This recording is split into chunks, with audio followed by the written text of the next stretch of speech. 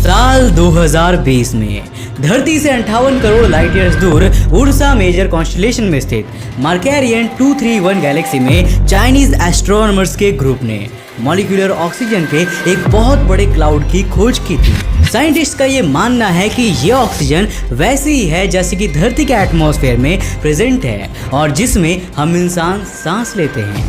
Air यानी कि हवा धरती पर लाइफ के सबसे इंपॉर्टेंट फैक्टर्स में से एक है और इसके बिना हम जिंदा नहीं रह सकते।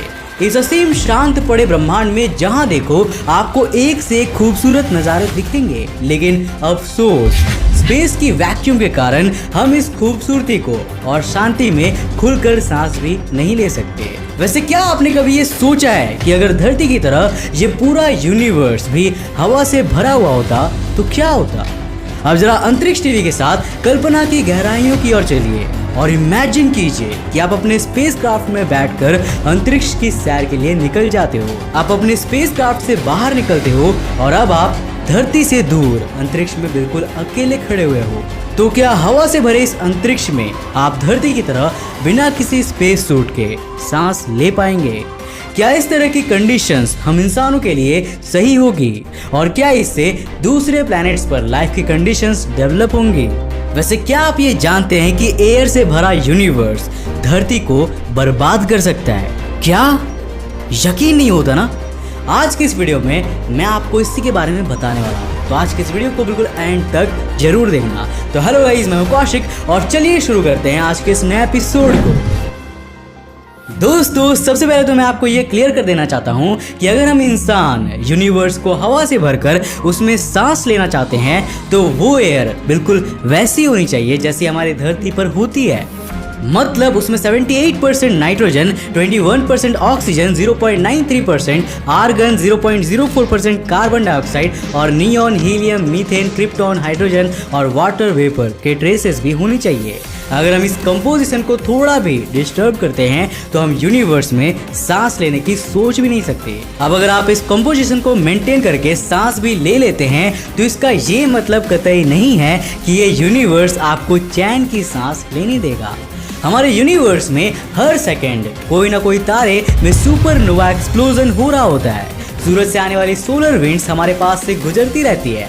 स्पेस के बड़े बड़े ऑब्जेक्ट्स एक दूसरे से टकरा रहे होते हैं और सुपर मैसिव ब्लैक होल्स और neutron star super fast rotation कर रहे होते हैं। स्पेस की वैक्यूम के कारण हमें इनमें से किसी भी चीज का साउंड सुनाई नहीं देता है, लेकिन एयर में साउंड ट्रैवल कर सकता है और एयर से भरे यूनिवर्स में ये साउंड हम तक जरूर पहुंचेगा। ऐसे में ये हमारे कानों के लिए काफी इरिटेटिंग होने वाला है, लेकिन क्या ये साउंड हमारा जीना हराम कर सकते हैं? मतलब क्या ये इतनी बड़ी प्रॉब्लम है जिसे हम नहीं झेल पाएंगे? वेल, ये डिपेंड करता है कि आप साउंड के सोर्स से कितनी दूरी पर हो। चलिए इसे एक एग्जांपल से समझते हैं। मान लीजिए कि आपके पास वाली सिटी में कोई बड़ा एक्सप्लोजन होता है। अब जाहिर सी बात है कि उस शहर में रहने वाले लोगों को उसकी आवाज बहुत तेजी से सुनाई देगी, लेकिन दूसरे शहर में रहने वाले आपको वो आवाज बहुत ही कम या ना के बराबर ही सुनाई देगी। सिमिलरली अगर स्पेस में आप साउंड के सोर्स के करीब हैं तो आपको उसकी आवाज बहुत ही लाउड सुनाई देगी और आप उसे सहन भी नहीं कर पाएंगे। लेकिन अगर आप उससे दूर हो तो वहां तक पहुंचते पहुंचते साउंड की वेव्स बहुत ही वीक हो चुकी होंगी और वो साउंड आपको उतना इरिटेट नहीं कर पाएगा। हालांकि हमारी प्रॉब्लम्स यहीं पर खत्म नहीं होती है। हमारी अगली प्रॉब्लम है फ्रिक्शन। अब इसको भी मैं आपको एक एग्जांपल की हेल्प से समझाता हूँ। जब स्पेस से कोई मीटियोरॉइड धरती के सरफेस की ओर आता है तो वो ज़्यादातर केसेस में हमारे एटमॉस्फेयर में ही जलकर राख हो जाता है। ऐसा इसीलिए होता है क्योंकि धरती के एटमॉस्फेयर में प्रेजेंट एयर उस मीटियोरॉइड के मूवमेंट को रेजिस्ट करने की कोशिश करती है। उस मीटियोरॉइड पर एटमॉस्फेरिक एयर का प्रेशर इतना ज़्यादा हो जाता है कि उसमें आग लग जाती है और वो जलने लगता है। अब इसी कंडीशन को दिमाग में रखते हुए धरती को एक मीटियोरॉइड और एयर से भरे यूनिवर्स को धरती का एटमॉस्फेयर मानकर देखिए। जब धरती अपनी एक्सिस पर घूमेगी या फिर सूरज के अराउंड ऑर्बिट करेगी तो एयर के फ्रिक्शन के कारण इसकी मूवमेंट स्लो होने लगेगी और कुछ यही हाल हमारे मून के साथ भी होगा और इसके कारण धरती और मून दोनों की ही रोटेशनल और ऑर्बिटल स्पीड्स काफ़ी स्लो हो जाएंगी। हालांकि ये एक दो दिन में नहीं होने वाला, बल्कि इस प्रोसेस में कई हजार या लाखों साल लग सकते हैं। और एक बात बताऊं, उस समय तक इसको देखने के लिए कोई भी इंसान जिंदा नहीं बचेगा। इस एयर से भरे हुए यूनिवर्स में हमारे सूरज की लाइट धरती तक बहुत ही कम अमाउंट में पहुंच पाएगी, लेकिन इसका ये मतलब बिल्कुल भी नहीं है कि धरती पर अंधेरा हो जाने वाला है। वो कहते हैं ना कि जब दुनिया के सारे दरवाजे बंद हो जाते हैं तो हमारे मन के अंदर का दरवाजा हमें रोशनी देता है, यानी कि हमें सही रास्ता दिखाता है। लेकिन यहाँ पर रास्ते जैसा कुछ भी नहीं होगा। जब सूरज की लाइट धरती पर नहीं पहुंचेगी तो धरती की इंटरनल एनर्जी इसे रोशन करेगी, लेकिन इसका रोल हीरो वाला नहीं होगा बल्कि अब जरा ध्यान से सुनिए कि यहाँ पर एक्चुअली में क्या होगा। धरती अपनी ग्रेविटी के कारण आसपास के एयर को सरफेस की ओर अट्रैक्ट करेगी, जिससे कि एटमॉस्फेरिक प्रेशर इंक्रीज हो जाएगा। इससे हमारी बिल्डिंग्स और पूरा इंफ्रास्ट्रक्चर कोलैप्स होने लगेगा। धरती पर रहने वाले मोस्टली इंसान तो इसी एटमॉस्फेरिक प्रेशर के इंक्रीज हो जाने की वजह से अपनी जान गंवा बैठेंगे। ज्यादा एटमॉस्फेरिक प्रेशर के कारण धरती की सरफेस पर भी बहुत ज्यादा प्रेशर पड़ेगा और इसकी कोर श्रिंक होने लगेगी। एज ए रिजल्ट धरती के सारे वॉल्केनोज एक साथ एक्टिव हो जाएंगे और उनसे निकलने वाले लावा से हर जगह आग लग जाएगी। सिर्फ 24 घंटों के अंदर धरती के सारे पेड़ पौधे और सारे जीव जलकर राख हो जाएंगे। दूर से देखने पर धरती हमें आग के गोले की तरह लगेगी। हालांकि यहाँ पर दूर से देखने वाला कोई भी नहीं बचेगा। धरती तो नहीं रही, लेकिन अब हमें जरा दूसरे प्लैनेट्स का हाल भी देख लेना चाहिए। सोलर सिस्टम के सभी रॉकी प्लैनेट्स का हाल धरती की तरह ही होने वाला है। वो सभी आग के गोले बन जाएंगे और शायद कुछ हजार सालों के बाद सूरज की ग्रेविटी से अट्रैक्ट होकर खत्म हो जाएंगे।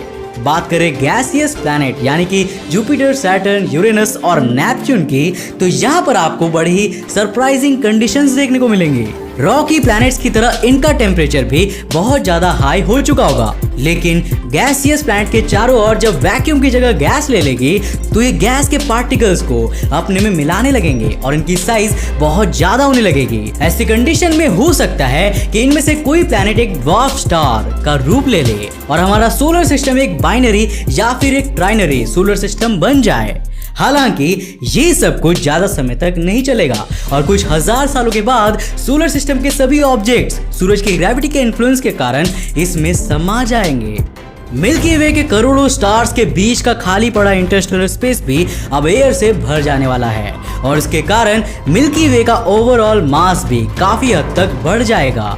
इंटरस्टेलर स्पेस में भरी हुई इन गैसेस से हम नए और बिल्कुल यूनिक टाइप्स के स्टार्स को जन्म लेते हुए देख पाएंगे, क्योंकि अभी तक हमने जो स्टार्स देखे हैं वो हाइड्रोजन और हीलियम के बने हुए होते हैं, लेकिन अब जो स्टार्स जन्म लेंगे वो ऑक्सीजन और नाइट्रोजन के होंगे, क्योंकि जिस एयर में हम सांस लेते हैं उसमें इन्हीं दो गैसेस की क्वांटिटी सबसे ज्यादा होती है। वैसे क्या आपको पता है कि साल 2016 में ब्राजील के साइंटिस्ट ने एक ऐसे स्टार की खोज की थी जो 99.9% प्योर ऑक्सीजन का बना हुआ है। जी हाँ, इस स्टार को डॉग स्टार के नाम से जानते हैं। वैसे अगर आप इसके बारे में डिटेल्ड वीडियो चाहते हो तो हमें नीचे कमेंट करके जरूर बताना। अगर आपके कमेंट्स ज्यादा हुए तो हम इस टॉपिक पर वीडियो जरूर लेकर आएंगे। एयर से भरे हुए यूनिवर्स में हमें ऑक्सीजन और नाइट्रोजन के बने हुए लाखों करोड़ों तारे देखने को मिल सकते हैं। हालांकि साइंटिस्ट की माने तो ये तारे बहुत कम समय तक ही सर्वाइव कर पाएंगे। अब दोस्तों आखिर में बात करते हैं कि क्या एयर से भरा यूनिवर्स पॉसिबल है, यानी कि क्या ये स्टेबल रह पाएगा? वेल, इसका सीधा सा जवाब है नहीं। एयर से भरा हुआ यूनिवर्स स्टेबल नहीं रह पाएगा। एक एस्टिमेट के अनुसार अगर हम इस पूरे यूनिवर्स के खाली स्पेस को एयर से भर दे तो इसका ओवरऑल मास 1/6 बढ़ जाएगा। यूनिवर्स के मास में हुए इस इंक्रीज के कारण इसका एक्सपेंशन रुक जाएगा। इसमें प्रेजेंट बड़े बड़े ऑब्जेक्ट्स अपनी ग्रेविटी के कारण आसपास के छोटे ऑब्जेक्ट्स को खींचने लगेंगे।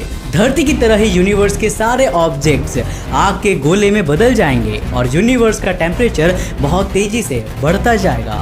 एक तरफ तो इसका एक्सपेंशन रुक चुका है और दूसरी तरफ ये श्रिंक होने लगा है और ऊपर से टेम्परेचर भी बढ़ रहा है।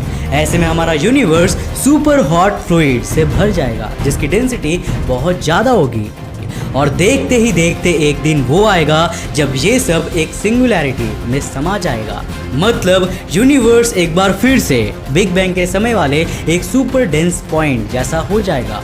इट मीन्स इस यूनिवर्स का अंत हो जाएगा। अब जरा सोचिए कि जो हवा धरती पर हमें जीवन देती है वो इस यूनिवर्स का विनाश करने की ताकत भी रखती है।